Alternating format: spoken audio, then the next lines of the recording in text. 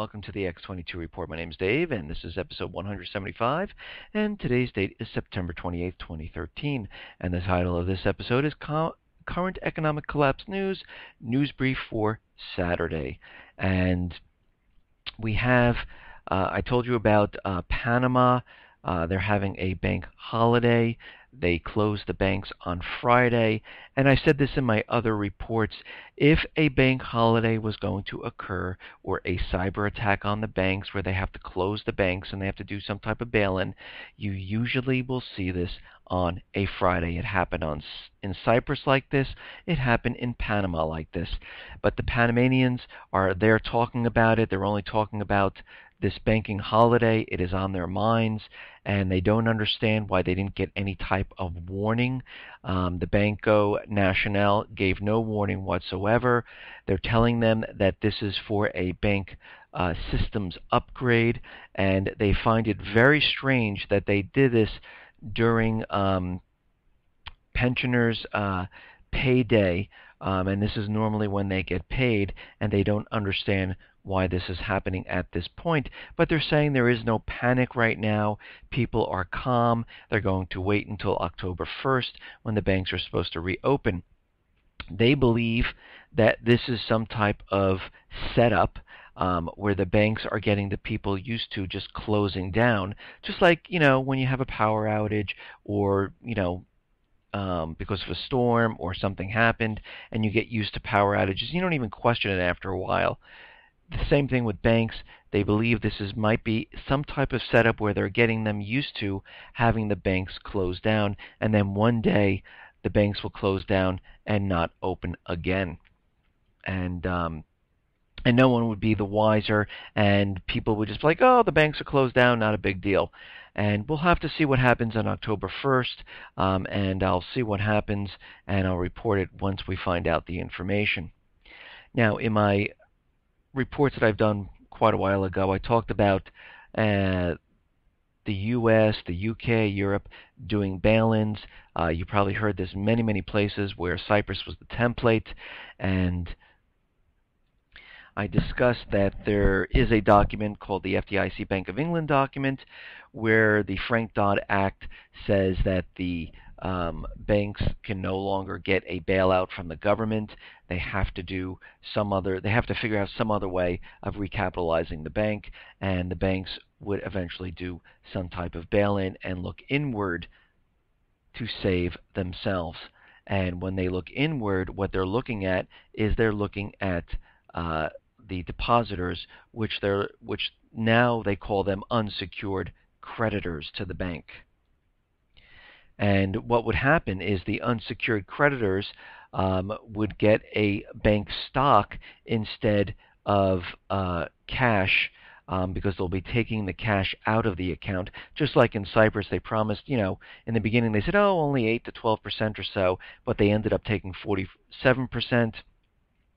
And we can definitely see if there is some type of bail-in, there would be capital controls that come along with it, because they would not want a bank run on these banks, so they would limit the amount that you can do with online transfers, taking money out of the ATMs, or even going to the window and taking the money out.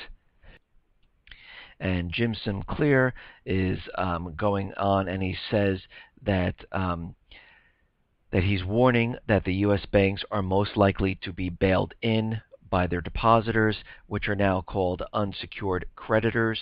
We do understand that the FDIC does insure depositors up to a certain amount, but we have to remember the FDIC does not have enough to go around for every bank that is doing a bail-in. So if we had the same type of thing, which I believe is going to be about 100 times worse than what we saw in 2008 when all these banks needed a bailout, if all of these, just those banks, like Bank of America, Citi Group, Wells Fargo,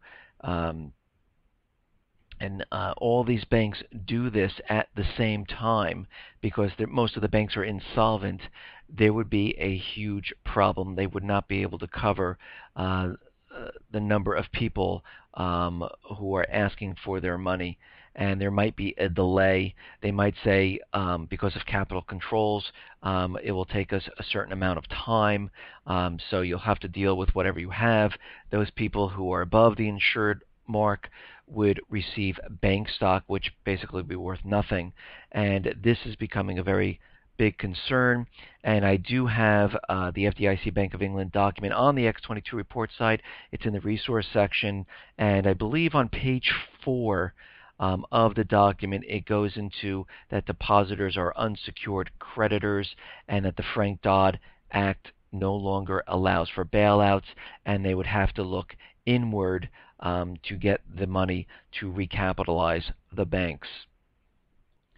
Now, we do understand that the U.S. government is on a mission to take the weapons away from the American people because they understand a collapse is coming and it's inevitable. It's going to come, and they realize this. The dollar is on its last leg, and this is why they're in the Middle East trying to control each country and capture all the natural resources in the Middle East and put these countries on the US dollar as the reserve currency, and to set up the private Western Central Bank inside each one of these countries. And they're keeping these countries doing this by force.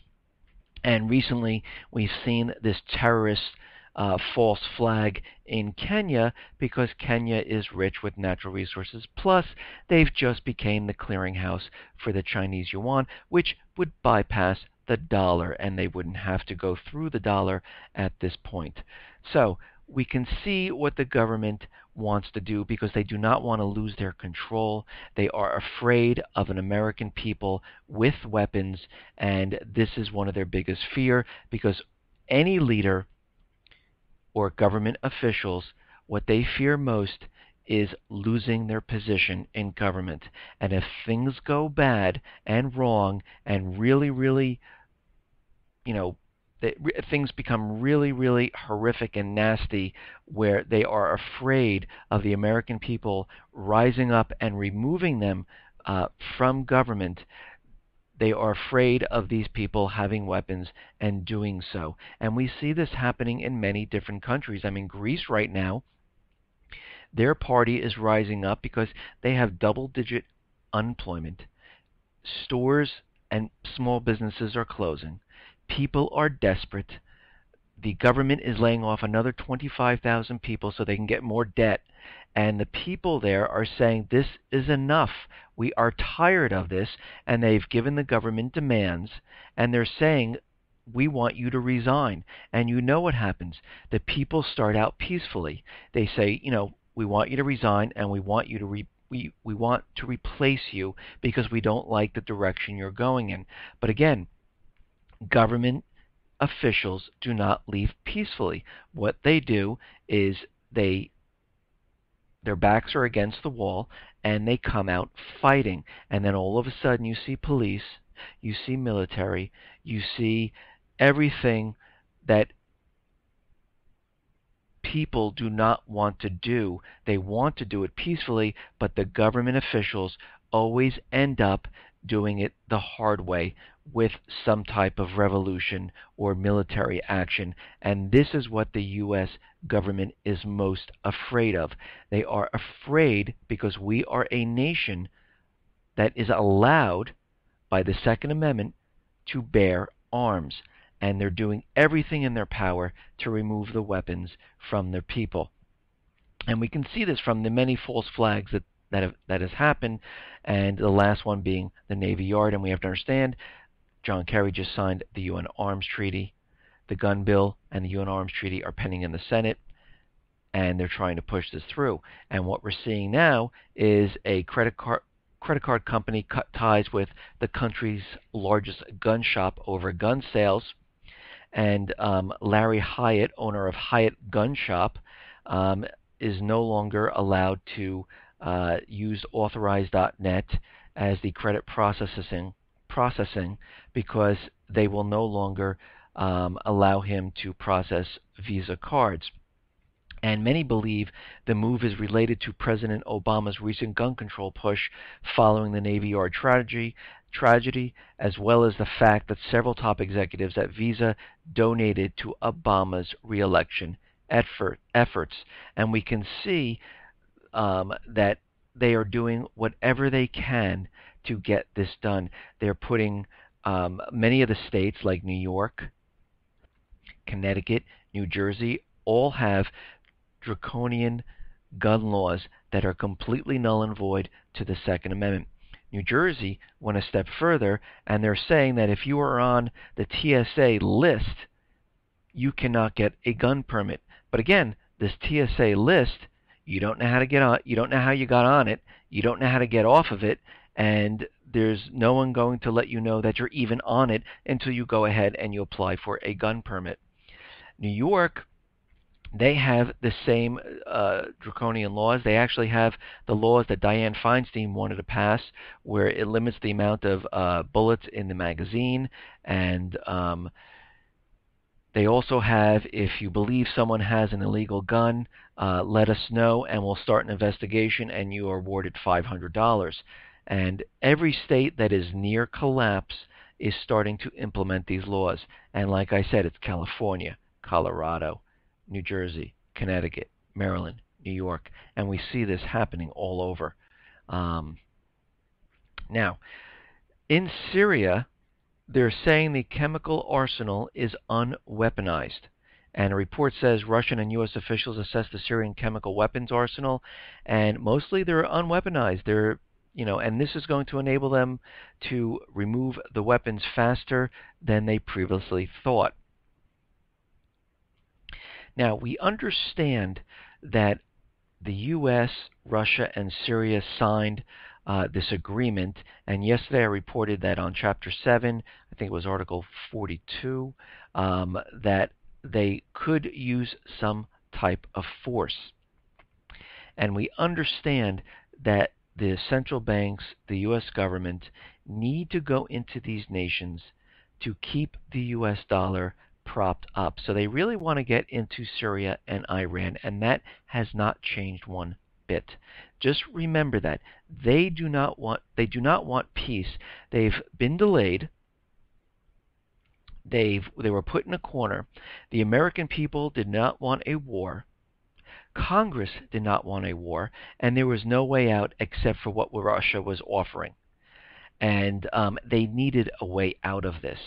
But they are not going to stop trying to get something started, because they understand that if they don't do this, the dollar is going to collapse at this moment.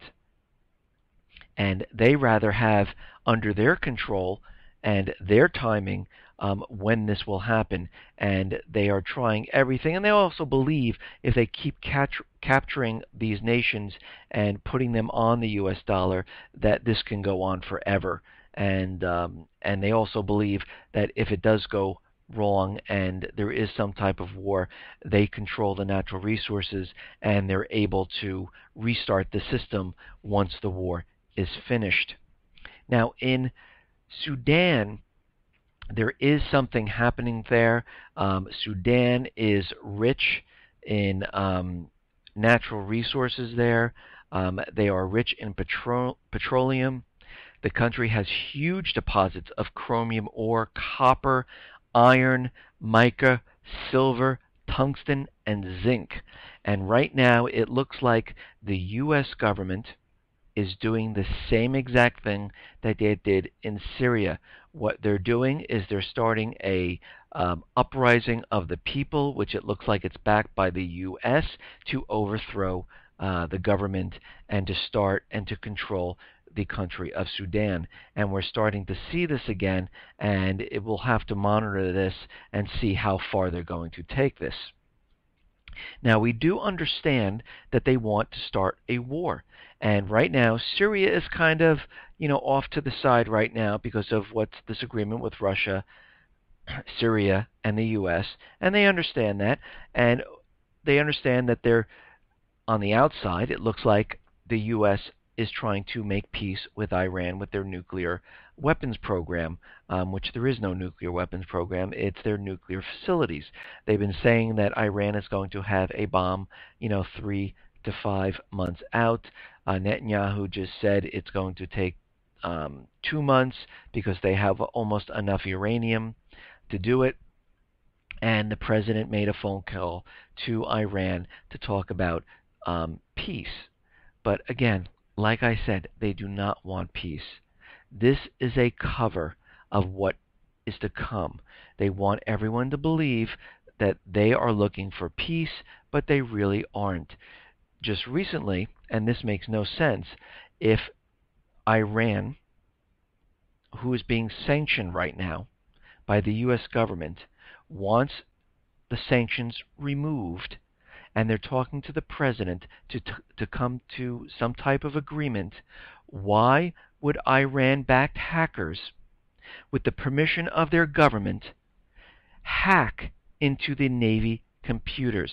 And U.S. officials have accused Iran of hacking into the computers, which happened yesterday.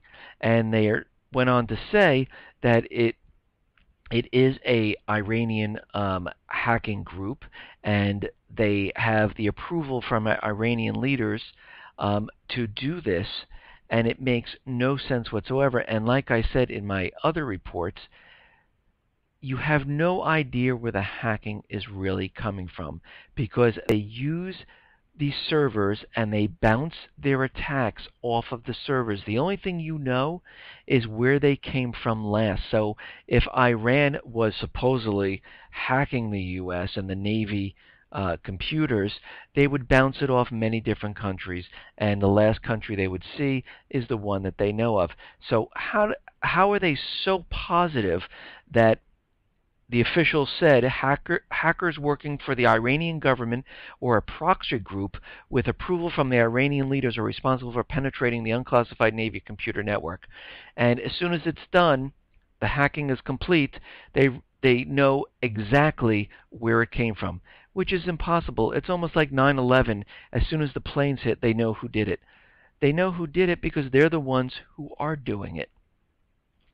And Defense Secretary Chuck Hagel and Chairman Joint of Chief Staff General Martin Dempsey were briefed on the infiltration and how the Pentagon is boosting its network strength.